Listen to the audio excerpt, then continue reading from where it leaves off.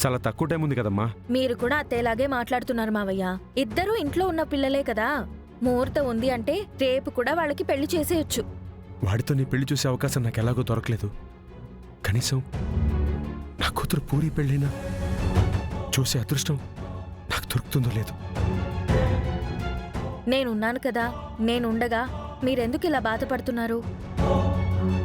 మీరు పూరి పెళ్లి చూడ్డమే కాదు, మీరే దగ్గరుండి పూరి పెళ్లి జరిపించేలా నేను చూసుకుంటాను. నాది హామీ.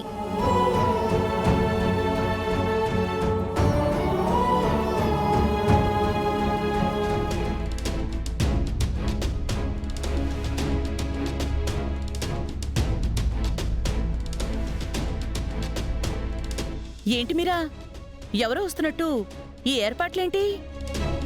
అవును వదినా, వస్తున్నారు. ఓ, మాతో చెప్పకుండానే, మా ప్రమేయం లేకుండానే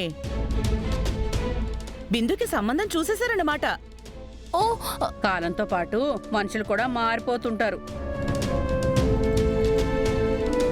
చివరికి మన మీరా కూడా మీకు తెలియకుండా సొంత నిర్ణయాలు తీసేసుకుంటుందన్నమాట. అవే మాటలత్తయ్యా.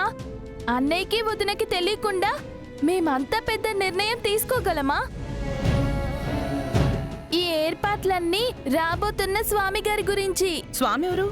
2 రోజుల నుంచి చెర్రీ కనిపించట్లేదు కదా. మన నక్షత్ర అత్తయ్య కూడా చెర్రీ ఆత్మ మనిషా అని మాట్లాడుకోవడం విని నేను చాలా భయపడ్డా వదినా.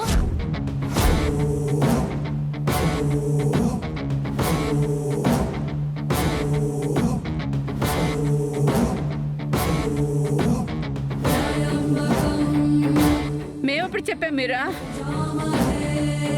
ఇంకా నయం, మీ అపూర్వ వదిన ఆధ్వర్యంలో చెర్రీ శవాన్ని నేను నక్షత్ర కలిసి పూడ్చిపెట్టామని చెప్పలేదు. అత్తయ్య, పచ్చని ఇంట్లో నిలబడి ఏంటా మాటలు? అది కాదు అల్లుడు గారు, మీరా మా మీద నిందలు వేస్తుంటే ఆ కంగారులో అలా అన్నాను. నేను మీ మీదేం నిందలు వేయట్లేదు అత్తయ్య. చెర్రీ గురించి తెలుసుకుందామని స్వామి గారిని పిలిపిస్తున్నాను. ఈ రోజుల్లో కూడా స్వామీజీలు జాతకాలు ఏంటి? వచ్చిన స్వాములు మన భయాన్ని చూసి మరిన్ని కొత్త భయాలు కల్పించి వెళ్ళిపోతారు. మీ వదిన చెప్తున్నది కూడా కరెక్టే మీరా. చెర్రీ కనపట్టం లేదని నాకు మాట చెప్పుండాల్సింది కదా. ఏ పోలీస్ కంప్లైంటో ఇచ్చేవాణ్ణి. ఆ వస్తున్న స్వామిని వస్తున్న దారినే వెనక్కి వెళ్ళిపోమని చెప్పు. ఎలాగూ స్వామి గారిని రమ్మని కబుర్ చేశాం కదా, రానియండి. మీరా, మీ అన్నయ్య చెప్పాక కూడా ఇంకా కన్విన్స్ చేసే ప్రయత్నం చేస్తావేంటి? బావ ఏం చెప్పాడు? ఆ స్వామీజీని అట్నుంచటే వెళ్ళిపోమన్నారు కదా.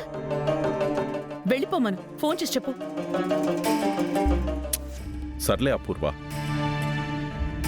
తన నమ్మకం తనది. నువ్వు చెప్పినట్టుగానే వచ్చిన స్వామి కొత్త భయాలు పెడితే అప్పుడు మనం ఆలోచిద్దాం. సరేలే రాణి, ఆ స్వామి వచ్చాక ఏం చెప్తాడో చూద్దాం.